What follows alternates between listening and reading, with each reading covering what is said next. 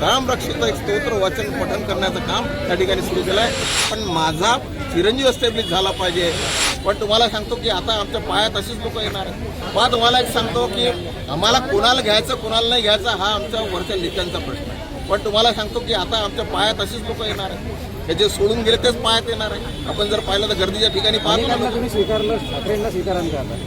अनेकांना तुम्ही स्वीकारलं आहे, ठाकरेंना नाही, स्वीकारलं हे स्वीकाराचा जो प्रश्न आहे आमचे वरिष्ठ नेते हे करतील. पण आम्हाला जो आहे कार्यकर्ता म्हणून आम्हाला जे वाटतंय की जे उद्धवजींनी जे चुका केल्या तेव्हा भारतीय जनता पार्टीने सगळं त्यांना समृद्धी दिली, सगळ्या गोष्टी दिल्या, नेते दिले, आमदार निवडून आणून दिले, खासदार निवडून आणून दिले आणि त्या ह्याच्यामध्ये त्यांनी काँग्रेसचं वाट पकडली आणि त्या अनुषंगाने ज्या पद्धतीने त्यांनी वेगळी वाट पकडली आता त्यांना वाटायला लागलं की आता येणाऱ्या काळामध्ये आपल्या हाती काही लागणार नाही. म्हणून त्यांनी हे राम रक्षेचं एक स्तोत्र वाचन पठण करण्याचं काम त्या ठिकाणी सुरू केलं आहे. मला असं वाटतंय की त्यांना सिद्धबुद्धी देव रामजी सिद्धबुद्धी देव आणि ते जेणेकरून त्यांचं सगळं चांगलं होईल.